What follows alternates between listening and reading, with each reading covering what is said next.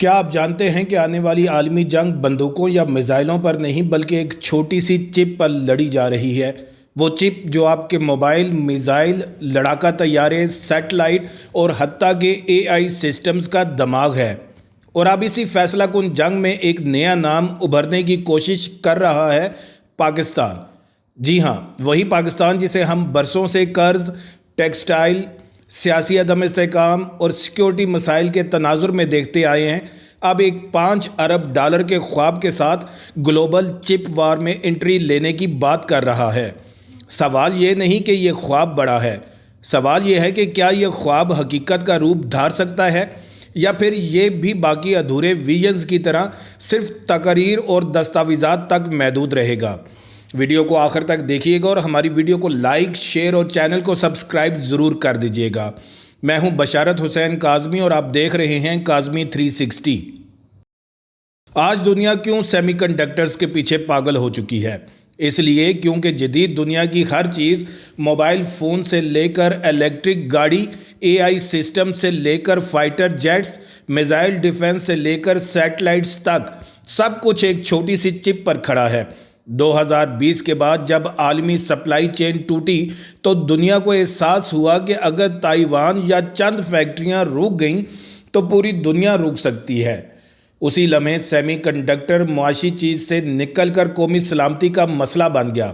امریکہ نے chips act کے تحت اربوں ڈالر جھونک دیے، چین نے خود کفالت کو بقا کا سوال بنا لیا، یورپ نے اپنی فاؤنڈریز کی منصوبہ بندی شروع کر دی، بھارت نے سیمی کنڈکٹر مشن لانچ کر دیا۔ ایسے میں پاکستان کا اس دوڑ میں شامل ہونا محض معاشی فیصلہ نہیں بلکہ ایک اسٹریٹجک ضرورت ہے۔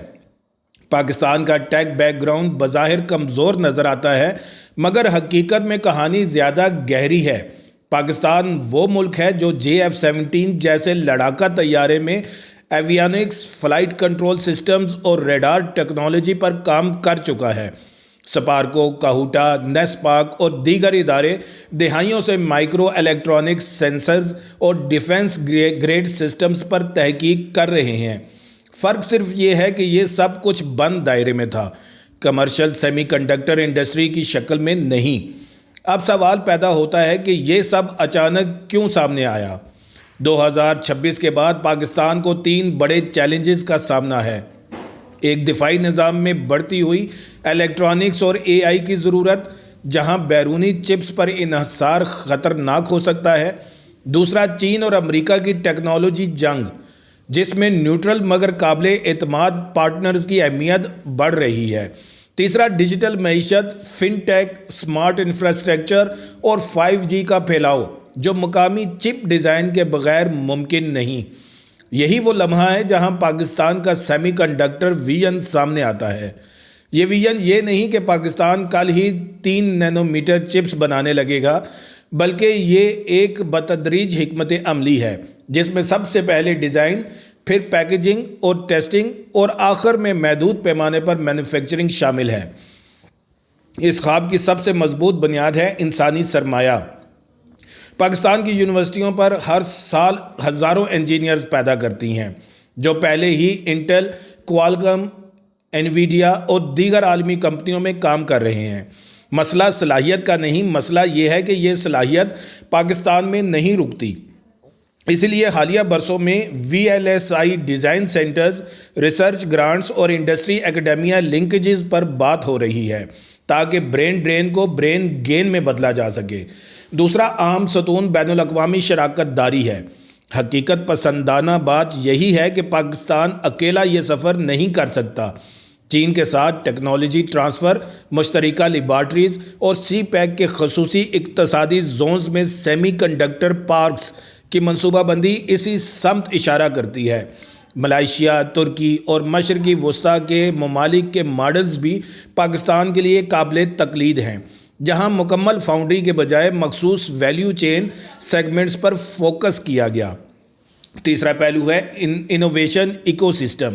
دنیا میں کوئی بھی بڑی ٹیک انڈسٹری سرکاری دفاتر سے نہیں بلکہ سٹارٹ اپ کلچر، انکیوبیٹرز اور رسک ٹیکنگ سے جنم لیتی ہے۔ اگر اسلام آباد، لاہور اور کراچی میں واقعی ایسے ٹیک پارکس بنائے گئے جہاں بجلی، پانی، انٹرنیٹ اور ریگولیٹری سہولتیں بلا رکاوٹ ہوں تو پاکستان چپ ڈیزائن ایکسپورٹر بن سکتا ہے، چاہے مینوفیکچرنگ بیرون ملک ہو۔ اب ذرا عالمی سیاست کی بساط دیکھتے ہیں۔ اگر پاکستان اس میدان میں کامیاب ہو جاتا ہے تو جنوبی ایشیا کا ٹیک نقشہ بدل سکتا ہے۔ بھارت پہلے ہی خود کو مینوفیکچرنگ ہب بنانے کی کوشش کر رہا ہے۔ پاکستان کا داخلہ ایک نئی مسابقت اور ممکنہ شراکت دونوں کو جنم دے سکتا ہے، مگر سب سے نازک معاملہ ہے امریکہ اور چین کے درمیان توازن۔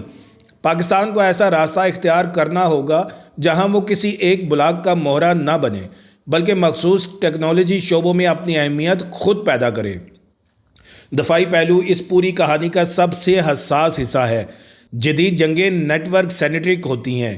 اگر کسی ملک کے کنٹرول سسٹمز، کمیونیکیشن چپس یا گائیڈنس ماڈیولز باہر سے آئیں تو پابندی ایک لمحے میں سب کچھ مفلوج کر سکتی ہے۔ مقامی سیمی کنڈکٹر صلاحیت دفاعی خود مختاری کو براہ راست مضبوط کرتی ہے، اور یہی وہ عنصر ہے جو اس منصوبے کو صرف معاشی نہیں بلکہ اسٹریٹجک بناتا ہے۔ لیکن راستہ کانٹوں سے بھرا ہے۔ سب سے بڑا چیلنج سرمایہ کاری ہے۔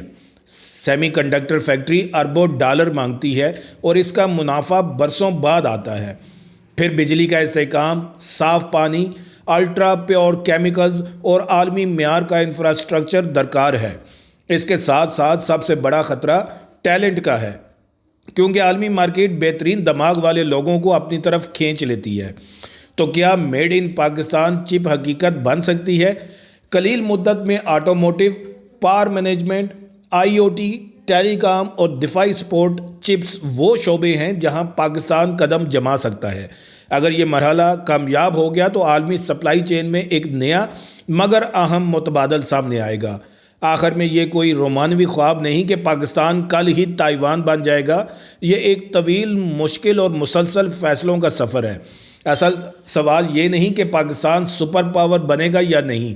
اصل سوال یہ ہے کہ کیا پاکستان اس سب سے اہم ٹیکنالوجی گیم میں موجود رہے گا یا ہمیشہ دوسروں پر انحصار کرتا رہے گا۔